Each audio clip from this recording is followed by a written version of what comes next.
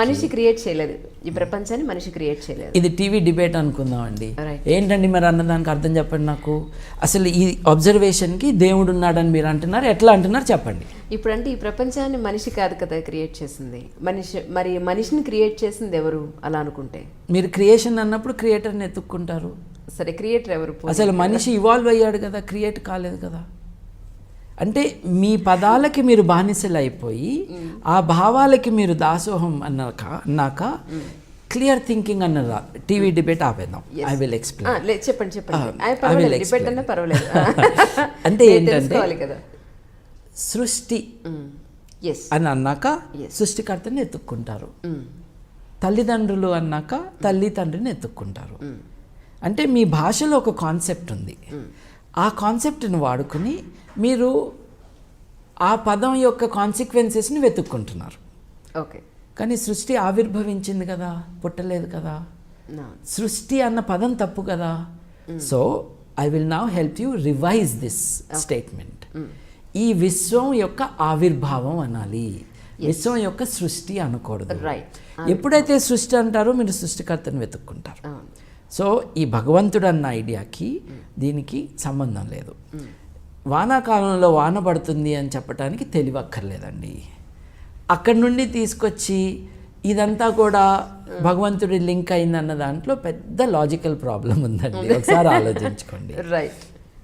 But మనం ఈ observation of the universe ఏదైతే ఉందో, ఎంతో కాలం కొన్ని వేల సంవత్సరాల పాటు మానవాళి తన మనుగడ కోసం, సర్వైవల్ కోసం ఈ అబ్జర్వేషన్ చేయటం, చేసిన అబ్జర్వేషన్ నాలెడ్జ్ని వేరే వారికి పాస్ చేయటం, ఇట్స్ ఎ గ్రాండ్ అచీవ్మెంట్ అండి.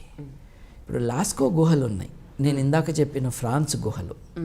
ఆ గుహల్లో ప్రతి సంవత్సరము జూన్ 1 తేదీన ఈ సూర్యకిరణాలన్నీ పోయి ఒక స్పాట్లో పడతాయి అని వాళ్ళు గమనించారండి. గమనించి అక్కడ ఒక రాయి పెట్టారండి. రాయి పెట్టినందుకు అక్కడ కిరణాలు వెళ్ళలా, కిరణాలు వెళ్తున్న చోట మీరు రాయి పెట్టారు. తేడా లేదు, చాలా తేడా. ఇది అబ్జర్వేషన్. అలా చేయటం, ఈ విషయాన్ని వేరే వారికి వాళ్ళు నాలెడ్జ్గా ఇవ్వటం 25,000 సంవత్సరాల క్రితం. అలాగే ఇట్స్ ఎక్స్ట్రాడినరీ అండి. మనం కార్బన్ డేటింగ్తో we can come to some conclusions about when something happened. ఇప్పుడు మనకు తెలిసింది ఏంటంటే, కొన్ని పెయింటింగ్స్ 25,000 సంవత్సరాల క్రితం ఆరంభించిన పెయింటింగ్స్ మధ్యలో ఆపివేస్తే 4-5 వేల సంవత్సరాల తర్వాత ఆ పెయింటింగ్ మీద కంటిన్యూ చేశారు. What does it tell you? It tells you about a continuous civilisation, if you can call it civilisation, over 10,000 years. ఆపివేసిన ఒక పెయింటింగ్ని కంటిన్యూ చేశారు. ఇప్పుడు మహాభారతాన్ని ట్రాన్స్లేషనే 3 పోయెట్స్ చేశారు, వాళ్ళు ఓవర్ 300 years 200 years చేశారు. ఎంత గొప్ప అని మనం అబ్బురపడుతున్నప్పుడు 10,000 సంవత్సరాల పాటు ఒకే పెయింటింగ్ని దిద్దుతూ ఇంప్రూవ్ చేస్తూ ఉన్నారు అని అంటే దాని సిగ్నిఫికెన్స్ ఆలోచించండి. భాష కూడా లేదు, బహుశా ఇంకొక రకమైన ఎక్విప్మెంట్ లేదు, ఇంకొక రకమైన అచీవ్మెంట్ లేదు. అంటే భూమి కూడా ఒక గ్రహమే అనుకున్నప్పుడు మిగతా గ్రహాల్లో ఎక్కడా మనుషులు లేరు కదా, ఈ గ్రహం మీద మాత్రమే ఎందుకు ఉండాలి? అసలు మనిషి పుట్టాల్సిన అవసరం ఏముంది అన్న పాయింట్కి వస్తే మళ్ళీ మీరు ఇంకొక హైపర్ లింక్ నొక్కేసి ఎక్కడికో వెళ్ళారు. ఇప్పుడు civilisation is long and it can sustain itself అన్నది మనకు ఒక లెసన్. 25,000 సంవత్సరాల క్రితం సూర్యుడు కాంతి ఇక్కడికి వస్తుంది అని చూసుకుని బొమ్మలు గీశారు అని అంటే, అప్పటి నుండి బాబిలోనియన్లో ఒక 6-7 వేల సంవత్సరాల క్రితం చేసిన అబ్జర్వేషన్స్కి ఆ నాలెడ్జ్ అక్యుములేటెడ్ అబ్జర్వేషన్స్ నుంచి వాళ్ళు గ్రహణాల ప్రెడిక్షన్స్కి వచ్చారు. ఓకే, గ్రహణాలు ఎప్పుడు వస్తాయి ఏమిటి అని. 20,000 సంవత్సరాల పాటు మీరు as a civilisation, continuous civilisation, painting గురించి చెప్పింది అందుకే, you accumulate knowledge, then you are able to see a pattern. ఈ తేదీన, ఈ రోజున, ఈ టైంకి మనం అంటున్న సూర్యోదయం జరుగుతుంది, మనం అంటున్న సూర్యాస్తమం జరుగుతుంది అని మనం చెప్పగలుగుతున్నాం. It is the accumulated knowledge of humanity. అది బాబిలోనియన్లు they could put together in a tabular column. Yes, tabular column అంటే ఏంటండి? క్యాలెండర్ ఎలా అయితే మనం చేసుకుంటాము ఎగ్జాక్ట్లీ అలాగే. టాబ్యులర్ కాలమ్ అంటే ఏంటండి? రైల్వే టైం టేబుల్ లాంటిది. ఓకే, రైల్వే టైం టేబుల్ చేతిలో పెట్టుకుంటే మీరు రేపొద్దున్న డీరైల్మెంట్ జరగకపోతే ఢిల్లీకి వెళ్ళే ఏపీ ఎక్స్ప్రెస్సో లేకపోతే ఇంకొకడికో వెళ్ళే రాజధానియో ఎన్నింటికి మొదలవుతుంది, ఎన్నింటికి బయలుదేరుతుంది, ఎన్నింటికి వస్తుంది చెప్పగలరు కదండి. రైల్వే టైం టేబుల్ నా చేతిలో ఉంది కాబట్టి నీ పెళ్ళి ఎప్పుడు చెప్తాను అంటే కుదరదు. అట్లాగే నీ ఆరోగ్యం బాగాలేదా, జ్యోతిష్ విషయంలో మీరు ఖండించింది అక్కడే. ఎగ్జాక్ట్, నీ ఆరోగ్యం బాగాలేదా, రైల్వే టైం టేబుల్ చూసి చెప్తా ఆగు నీ ఆరోగ్యం ఎప్పుడు బాగా అవుతుందంటే అర్థం ఉందండి? నో. గ్రహాల గతులని మనం ఒక ప్యాటర్న్గా మనం డాక్యుమెంట్ చేసినప్పుడు అది మనకు ఒక ఆల్మనాక్గా కానీ లేకపోతే ఈ గ్రహాలు ఎప్పుడు వస్తాయి, ఇది గ్రహణాలు ఎప్పుడు వస్తాయి, గ్రహాల మూవ్మెంట్ ఏంటని మనం చెప్పగలం. గొప్ప విషయం ఏంటంటే అబ్జర్వేషన్ చేసి we are able to tell us సూర్యాస్తమం అనండి, సూర్యోదయం అనండి, గ్రహణం అనండి, ఇది సూర్యుడి గ్రహణం కావచ్చు, చంద్రుడి గ్రహణం కావచ్చు. గ్రహాల గమనాలని చెప్పటం అన్నది is a result of your observation. అంటే ఏంటి, ఇక్కడ కూడా పదాల విషయం చాలా ముఖ్యం. ఒకప్పుడు జ్యోతిష్యం అని ఎవరినన్నారు, దేన్నన్నారు? భారతదేశంలో జ్యోతిష్యం అని దేన్నన్నారు అని అంటే ఆస్ట్రానమీని ఆస్ట్రాలజీని కలిపి ఒకే పదాన్ని వాడారు. Okay, right. రైట్. నేను ఇప్పుడు మెచ్చుకుంటున్నది కానీ అబ్బురపడుతున్నది కానీ నేనే ఉన్నాను మెచ్చుకోవటానికి. 10,000 సంవత్సరాల పాటు మానవాళి చేసిన గొప్ప విషయాన్ని చూసి నేను అబ్బురపడుతున్నాను. అది గ్రహాల గతుల యొక్క రిథంని వాళ్ళు డాక్యుమెంట్ చేసి గ్రహణం ఇప్పుడు వస్తుంది, సూర్యోదయం ఇప్పుడు, సూర్యాస్తమం ఇది అని చెప్పగలిగారు. Wonderful. That today is called ఖగోళ విజ్ఞానం. ఇట్ ఈస్ నాట్ కాల్డ్ జ్యోతిష్యం టుడే. ఇవాళ జ్యోతిష్యం అని దేన్ని అంటున్నాము? ఫలిత జ్యోతిష్యాన్ని అంటున్నాము. ఫలిత జ్యోతిష్యం అంటే ఏమిటి? గ్రహాలకి మనుషుల ఎఫైర్స్ మీద ఇన్ఫ్లుయెన్స్ ఉన్నది అని చెప్తున్నాం. దాన్ని ఫలిత జ్యోతిష్యం. ఓకే. దీనికి ఈ నయా జ్యోతిష్యులు ఏం చెప్తున్నారు? గ్రావిటేషన్ ఫోర్స్ ఉంది కదా, గ్రావిటేషన్ ఫోర్సు మనుషుల్లో చేంజ్ తీసుకురాదా అని ఒక సూడో సైంటిఫిక్ క్వశ్చన్ రైజ్ చేస్తున్నారు. ఇది నేను రిపీటెడ్గా అడ్రస్ చేస్తూ ఉన్నాను. ఇందాక మీకు చెప్పాను చూడండి, నేను ఫ్రెంచ్ నేర్చుకుంటే నాకేమొస్తుంది అంటే ఫ్రెంచే వస్తుందిరా అని చెప్తాం. అట్లాగే గ్రావిటేషన్ ఫోర్స్ మీ మీద ఏం ఎఫెక్ట్ ఇస్తుంది? గ్రావిటేషన్ ఎఫెక్ట్ ఇస్తుంది. పెళ్ళిళ్ళు కాదు, ఆరోగ్యం కాదు. అప్పుడు ఈయన్నాడు చూడండి, ఇప్పుడు ఎక్కువ మాట్లాడట్లా, శ్రీనివాస గార్గే గారు, ఆయన నాతో ఒక దెబ్బలాట పెట్టుకున్నాడు. దెబ్బలాట పెట్టుకునే ముందు గ్రీన్ రూమ్లో, అంటే మన అంతా జిడ్డు మొకాలం కదా, కొంచెం ఏదో పౌడర్లు వేస్తున్నారు.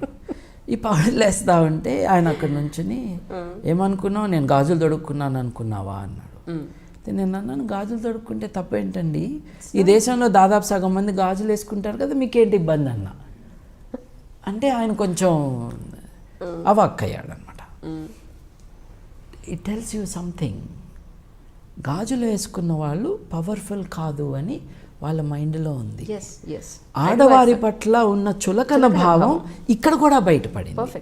సో బేసిక్గా మనం అండర్స్టాండ్ చేసుకోవాల్సింది ఏంటి అని అంటే, ఇవాళ మనం జ్యోతిష్యం అని దేనంటున్నామో, ఒకప్పుడు జ్యోతిష్యం అంటే it was knowledge of the movement of planets. గ్రహాల గతులను అర్థం చేసుకునే విజ్ఞానాన్ని జ్యోతిష్యం అనేవాళ్ళు. దానితో పాటు ఫలిత జ్యోతిష్యం కూడా ఉండేది. ఇవాళ దే హ్యావ్ స్ప్లిట్. గ్రహాల గతుల జ్ఞానాన్ని ఖగోళ విజ్ఞానం అంటున్నాము. ఏమి మిగిలింది అని అంటే, ఆ పిప్పిలో ఏముంది అని అంటే ఫలిత జ్యోతిష్యం ఉంది. ఇప్పుడు గ్రహణాలు ఎప్పుడు వస్తాయి, సూర్యోదయం ఎప్పుడు, సూర్యాస్తమయం ఎప్పుడు అన్నది is very obviously a great achievement to be able to say that. But గ్రహాల కారణంగా, గ్రహాల ఇన్ఫ్లుయెన్సు మనుషుల హ్యూమన్ అఫైర్స్ మీద ఉంటుంది. ఎప్పుడు పెళ్ళిళ్ళు జరుగుతాయి, వ్యాపారం ఎలా ఉంటుంది, లేకపోతే మన ఆరోగ్యాలు ఎలా ఉంటాయి అన్నది మటుకు has no basis in any reality. నేను ఇందాక మీకు చెప్పినట్టుగా శ్రీనివాస గార్గే గారు ఒక డిస్కషన్లో మనిషి శరీరంలో 70%, 60% నీళ్ళు ఉంటాయి కాబట్టి మరి చంద్రుడి కారణంగానే అలలు వస్తున్నాయని మీరు ఒప్పుకుంటారు కదా, మరి చంద్రుడి కారణంగా మనిషిలో మార్పులు రావని ఎలా అంటారు మీరు అంటే ఒకటే ప్రశ్న. అయితే చంద్రుడి కారణంగా మనిషిలో అలలు వస్తున్నాయా? లేదే. ఇప్పుడు 60% వేసుకుందాం, 60 కానీ 70% కానీ. మనిషి 100 కిలోల మనిషి ఉన్నాడు అనుకోండి, కాస్త గట్టిగా పెద్దగా ఉన్న మనిషి. మరి నీరేమో లీటర్ నీరు కిలో బరువు ఉంటుంది. అంటే దాని అర్థం ఒక 100 కిలోల బరువు ఉన్న మనిషిలో 60% నీరు అంటే 60 కిలోల నీళ్ళు ఉండాలి, 60 లీటర్లు నీళ్ళు ఉండాలి. ఏలుగోసి చూడు, నీళ్ళు వస్తాయేమో. ఇదన్నా వాటర్ ట్యాంకా? లేదే. అంటే నీరు ఎక్కడుంది శరీరంలో? అది జీవకణంలో ఉంది. It's not as liquid available for sloshing around. ఇది వాటర్ ట్యాంక్ కాదు. రక్తం ఒక 4 లీటర్లు రక్తం అనుకుందాము, కొంచెం ఎక్కువ కొంచెం తక్కువ అంత ఉంటుంది. విసర్జితం కానీ మూత్రం ఉంటుంది, అది ఎంత ఉంటుంది? లీటర్లు ఉండదు కదా. సో మీరు మొత్తం 5-6 లీటర్ల లిక్విడ్ గురించి మాట్లాడుతున్నారు శరీరంలో.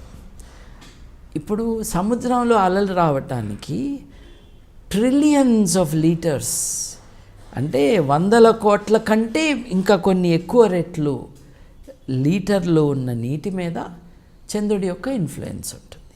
అంత నీరు మన దగ్గర లేదు కదా. So it is not possible. అంటే సైన్స్ పదజాలాన్ని వాడుకుంటూ ఈ వ్యాపారాన్ని నిలబెట్టుకోవటానికి రకరకాల ఇంటర్ప్రిటేషన్స్. ఇండివిజువల్ జ్యోతిష్యుడితో పోట్లాట కాదు, ఇది రాంగ్. దీనికోసం ఇప్పుడు ఆరోగ్యం బాగాలేదు, డాక్టర్ దగ్గరికి వెళ్తే 500 రూపాయలు అవుతాయి, తర్వాత టెస్ట్లకు ఇంకొక 4-5 వేలు అవుతాయి. But at least you know where your body is. అంటే 5,000 రూపాయల్లో మీ పరిస్థితి ఏంటి, దీనికి ఏం చేయాలి అన్నది అర్థమవుతుంది. మీరు డాక్టర్ మీద కోపం వచ్చి డాక్టర్ నాతో 5,000 ఖర్చు పెట్టిస్తున్నాడు అని జ్యోతిష్యుడి దగ్గరికి వెళ్ళి 10,000 ఇస్తే ఎట్లా? This is my point. నీకు ఈ ప్రాబ్లం ఉంది, దీనికి రెమెడీ ఇది, దీనికి 5,000 దీనికి ఖర్చు అవుతాయి, 3,000 దానికి ఖర్చు అవుతాయి, ఈ దానం ఇది అని చెప్పేసి 10,000 ఖర్చు పెడుతున్నారు. అలా చేయొద్దండి, ఆలోచించుకోండి అని చెప్పటమే. Also to say that modern science, modern medicine, this is the way for our welfare. ఇప్పుడు 40 ఏళ్ళకి పుట్టుకుమనే మనిషి ఇవాళ 60 ఏళ్ళు 67 ఏళ్ళు బతుకుతున్నాడు అని అంటే అది సైన్స్ కారణంగా. ఎక్కువ కాలం మన వాళ్ళు బతకాలన్న కోరికతో ఎక్కువ మనం సైన్స్ మీద డిపెండ్ అవ్వాలన్నది ఉద్దేశం. సో గ్రహాల గతులకి మనుషుల వ్యవహారాలకి డైరెక్ట్ లింక్ లేదండి. సైన్స్ క్యాల్కులేషన్ స్కూల్లో నేర్చుకున్న సైన్సేనండి. ఆ ఈక్వేషన్ వేస్తే బిడ్డ పుట్టినప్పుడు ఆ బిడ్డని హ్యాండిల్ చేస్తున్న డాక్టర్లు కానీ మిడ్ వైఫ్స్ కానీ వాళ్ళ దగ్గర ఉన్న మెడికల్ ఇన్స్ట్రుమెంట్స్ ఉంటాయి చూడండి, వాటికే శనిగ్రహం కంటే ఎక్కువ ఇన్ఫ్లుయెన్స్ ఉంటుంది. And whatever influence is there, that is the influence of gravity. Gravity does not decide your health. మీరు అనొచ్చు జూపిటర్కి వెళ్తేనో ఇంకో, మీరు అన్నదానికి మీరు అడిగిన క్వశ్చన్కి అసలు సంబంధమే లేదు. నిజానికి మనిషి క్రియేట్ చేయలేదు ఈ ప్రపంచాన్ని, మనిషి క్రియేట్ చేయలేదు. ఇది టీవీ డిబేట్ అనుకుందామండి. ఏంటండి మరి అన్నదానికి అర్థం చెప్పండి నాకు. అసలు ఈ అబ్జర్వేషన్కి దేవుడు ఉన్నాడని మీరు అంటున్నారు, ఎట్లా అంటున్నారు చెప్పండి. ఇప్పుడు అంటే ఈ ప్రపంచాన్ని మనిషి కాదు కదా క్రియేట్ చేసింది, మరి మనిషిని క్రియేట్ చేసింది ఎవరు అలా అనుకుంటే? మీరు క్రియేషన్ అన్నప్పుడు క్రియేటర్ని ఎత్తుక్కుంటారు. సరే, క్రియేటర్ ఎవరు? అసలు మనిషి ఇవాల్వ్ అయ్యాడు కదా, క్రియేట్ కాలేదు కదా. అంటే మీ పదాలకి మీరు బానిసలు అయిపోయి ఆ భావాలకి మీరు దాసోహం అన్నాక క్లియర్ థింకింగ్ అన్న టీవీ డిబేట్ ఆపేద్దాం. I will explain. చెప్పండి.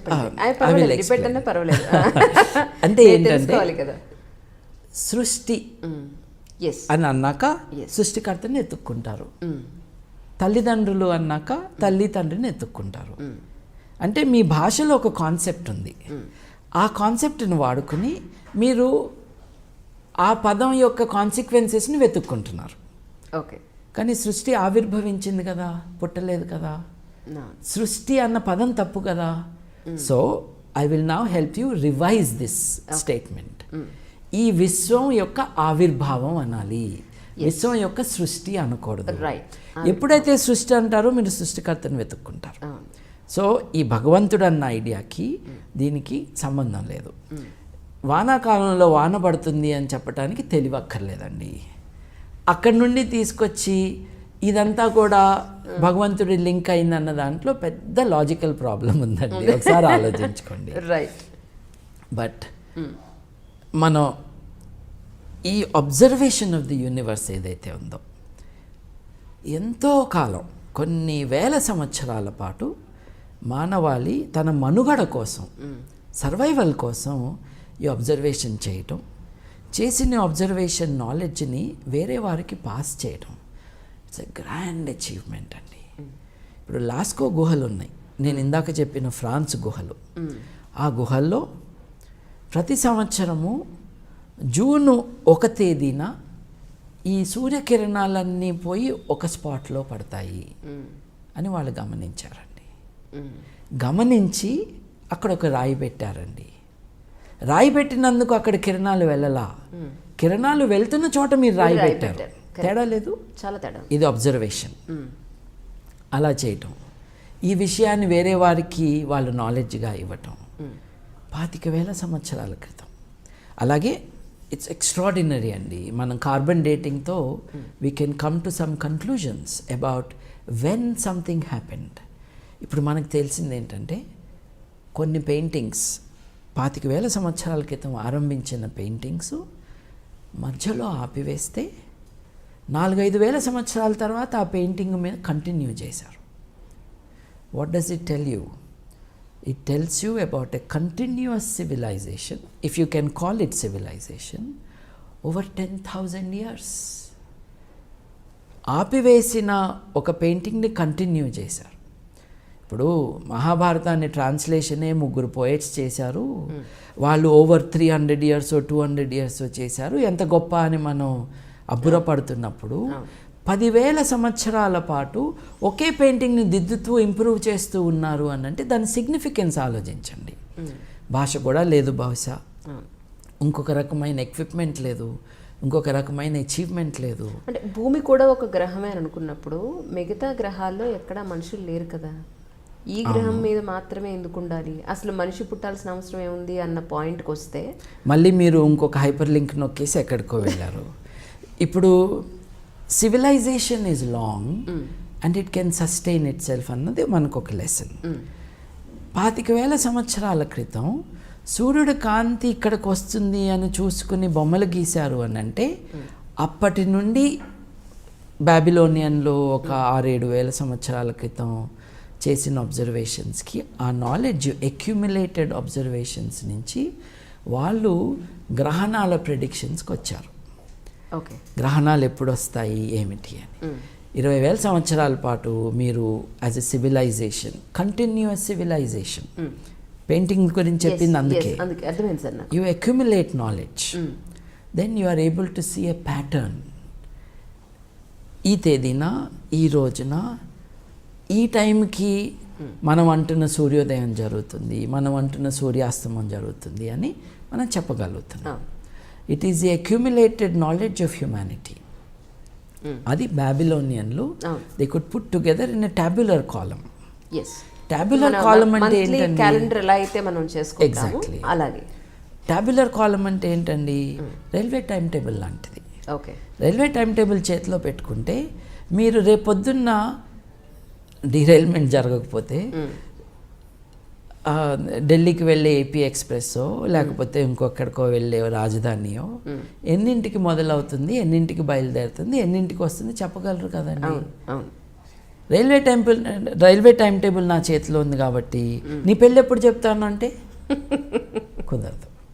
అట్లాగే నీ ఆరోగ్యం బాగాలేదా, మీరు ఖండించింది అక్కడ, ఎగ్జాక్ట్, నీ ఆరోగ్యం బాగాలేదా రైల్వే టైం టేబుల్ చూసి చెప్తా ఆగు నీ ఆరోగ్యం ఎప్పుడు బాగా అవుతుందంటే అర్థం ఉందండి. నో, గ్రహాల గతులని మనం ఒక ప్యాటర్న్గా మనం డాక్యుమెంట్ చేసినప్పుడు అది మనకు ఒక ఆల్మనాక్గా కానీ లేకపోతే ఈ గ్రహాలు ఎప్పుడు వస్తాయి, ఇది గ్రహణాలు ఎప్పుడు వస్తాయి, గ్రహాల మూవ్మెంట్ ఏంటని మనం చెప్పగలం. గొప్ప విషయం ఏంటంటే అబ్జర్వేషన్ చేసి we are able to tell us సూర్యాస్తమం అనండి, సూర్యోదయం అనండి, గ్రహణం అనండి, ఇది సూర్యుడి గ్రహణం కావచ్చు, చంద్రుడి గ్రహణం కావచ్చు. గ్రహాల గమనాలని చెప్పటం అన్నది is a result of your observation. అంటే ఏంటి? ఇక్కడ కూడా పదాల విషయం చాలా ముఖ్యం. ఒకప్పుడు జ్యోతిష్యం అని ఎవరినన్నారు, దేన్నన్నారు భారతదేశంలో? జ్యోతిష్యం అని దేన్నన్నారు అని అంటే ఆస్ట్రానమీని ఆస్ట్రాలజీని కలిపి ఒకే పదాన్ని వాడారు. Okay, right. రైట్. నేను ఇప్పుడు మెచ్చుకుంటున్నది కానీ అబ్బురపడుతున్నది కానీ నేనే ఉన్నాను మెచ్చుకోవటానికి. 10,000 సంవత్సరాల పాటు మానవాళి చేసిన గొప్ప విషయాన్ని చూసి నేను అబ్బురపడుతున్నాను. అది గ్రహాల గతుల యొక్క రిథంని వాళ్ళు డాక్యుమెంట్ చేసి గ్రహణం ఇప్పుడు వస్తుంది, సూర్యోదయం ఇప్పుడు, సూర్యాస్తమం ఇది అని చెప్పగలిగారు. Wonderful. That today is called ఖగోళ విజ్ఞానం. ఇట్ ఈస్ నాట్ కాల్డ్ జ్యోతిష్యం టుడే. ఇవాళ జ్యోతిష్యం అని దేన్ని అంటున్నాము? ఫలిత జ్యోతిష్యాన్ని అంటున్నాము. ఫలిత జ్యోతిష్యం అంటే ఏమిటి? గ్రహాలకి మనుషుల ఎఫైర్స్ మీద ఇన్ఫ్లుయెన్స్ ఉన్నది అని చెప్తున్నాం. దాన్ని ఫలిత జ్యోతిష్యం. ఓకే. దీనికి ఈ నయా జ్యోతిష్యులు ఏం చెప్తున్నారు? గ్రావిటేషన్ ఫోర్స్ ఉంది కదా, గ్రావిటేషన్ ఫోర్సు మనుషుల్లో చేంజ్ తీసుకురాదా అని ఒక సూడో సైంటిఫిక్ క్వశ్చన్ రైజ్ చేస్తున్నారు. ఇది నేను రిపీటెడ్గా అడ్రస్ చేస్తూ ఉన్నాను. ఇందాక మీకు చెప్పాను చూడండి, నేను ఫ్రెంచ్ నేర్చుకుంటే నాకేమొస్తుంది అంటే ఫ్రెంచే వస్తుందిరా అని చెప్తాం. అట్లాగే గ్రావిటేషన్ ఫోర్స్ మీ మీద ఏం ఎఫెక్ట్ ఇస్తుంది? గ్రావిటేషన్ ఎఫెక్ట్ ఇస్తుంది. పెళ్ళిళ్ళు కాదు, ఆరోగ్యం కాదు. అప్పుడు ఈయన్నాడు చూడండి, ఇప్పుడు ఎక్కువ మాట్లాడట్లా, శ్రీనివాస గార్గే గారు. ఆయన నాతో ఒక దెబ్బలాట పెట్టుకున్నాడు. దెబ్బలాట పెట్టుకునే ముందు గ్రీన్ రూమ్లో, అంటే మన అంతా జిడ్డు మొకాలం కదా, కొంచెం ఏదో పౌడర్లు వేస్తున్నారు. ఈ పౌడర్లు వేస్తా ఉంటే ఆయన అక్కడ నుంచుని, ఏమనుకున్నావు, నేను గాజులు తొడుక్కున్నాను అనుకున్నావా అన్నాడు. నేను అన్నాను, గాజులు తొడుక్కుంటే తప్పేంటండి, ఈ దేశంలో దాదాపు సగం మంది గాజులు వేసుకుంటారు కదా, మీకేంటి ఇబ్బంది అన్న అంటే ఆయన కొంచెం అవాక్కయ్యాడనమాట. It tells you something. గాజులు వేసుకున్న వాళ్ళు పవర్ఫుల్ కాదు అని వాళ్ళ మైండ్లో ఉంది. ఆడవారి పట్ల ఉన్న చులకన భావం ఇక్కడ కూడా బయటపడింది. సో బేసిక్గా మనం అండర్స్టాండ్ చేసుకోవాల్సింది ఏంటి అని అంటే, ఇవాళ మనం జ్యోతిష్యం అని దేనంటున్నామో, ఒకప్పుడు జ్యోతిష్యం అంటే it was knowledge of the movement of planets. గ్రహాల గతులను అర్థం చేసుకునే విజ్ఞానాన్ని జ్యోతిష్యం అనేవాళ్ళు. దానితో పాటు ఫలిత జ్యోతిష్యం కూడా ఉండేది. ఇవాళ దే హ్యావ్ స్ప్లిట్. గ్రహాల గతుల జ్ఞానాన్ని ఖగోళ విజ్ఞానం అంటున్నాము. ఏమి మిగిలింది అని అంటే, ఆ పిప్పిలో ఏముంది అని అంటే ఫలిత జ్యోతిష్యం ఉంది. ఇప్పుడు గ్రహణాలు ఎప్పుడు వస్తాయి, సూర్యోదయం ఎప్పుడు, సూర్యాస్తమయం ఎప్పుడు అన్నది is very obviously a great achievement to be able to say that. But గ్రహాల కారణంగా, గ్రహాల ఇన్ఫ్లుయెన్సు మనుషుల హ్యూమన్ అఫైర్స్ మీద ఉంటుంది. ఎప్పుడు పెళ్ళిళ్ళు జరుగుతాయి, వ్యాపారం ఎలా ఉంటుంది, లేకపోతే మన ఆరోగ్యాలు ఎలా ఉంటాయి అన్నది మటుకు has no basis in any reality. నేను ఇందాక మీకు చెప్పినట్టుగా శ్రీనివాస గార్గే గారు ఒక డిస్కషన్లో, మనిషి శరీరంలో 70% 60% నీళ్ళు ఉంటాయి కాబట్టి మరి చంద్రుడి కారణంగానే అలలు వస్తున్నాయని మీరు ఒప్పుకుంటారు కదా, మరి చంద్రుడి కారణంగా మనిషిలో మార్పులు రావని ఎలా అంటారు మీరు అంటే, ఒకటే ప్రశ్న. అయితే చంద్రుడి కారణంగా మనిషిలో అలలు వస్తున్నాయా? లేదే. ఇప్పుడు 60% వేసుకుందాం, 60 కానీ 70% కానీ. మనిషి 100 కిలోల మనిషి ఉన్నాడు అనుకోండి, కాస్త గట్టిగా పెద్దగా ఉన్న మనిషి. మరి నీరేమో లీటర్ నీరు కిలో బరువు ఉంటుంది. అంటే దాని అర్థం ఒక 100 కిలోల బరువు ఉన్న మనిషిలో 60% నీరు అంటే 60 కిలోల నీళ్ళు ఉండాలి, 60 లీటర్ల నీళ్ళు ఉండాలి. ఏలుగోసి చూడు, నీళ్ళు వస్తాయేమో. ఇదన్నా వాటర్ ట్యాంకా? లేదే. అంటే నీరు ఎక్కడుంది శరీరంలో? అది జీవకణంలో ఉంది.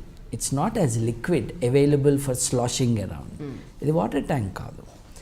రక్తం ఒక 4 లీటర్లు రక్తం అనుకుందాము, కొంచెం ఎక్కువ కొంచెం తక్కువ అంత ఉంటుంది. విసర్జితం కానీ మూత్రం ఉంటుంది, అది ఎంత ఉంటుంది? లీటర్లు ఉండదు కదా. సో మీరు మొత్తం 5-6 లీటర్ల లిక్విడ్ గురించి మాట్లాడుతున్నారు శరీరంలో.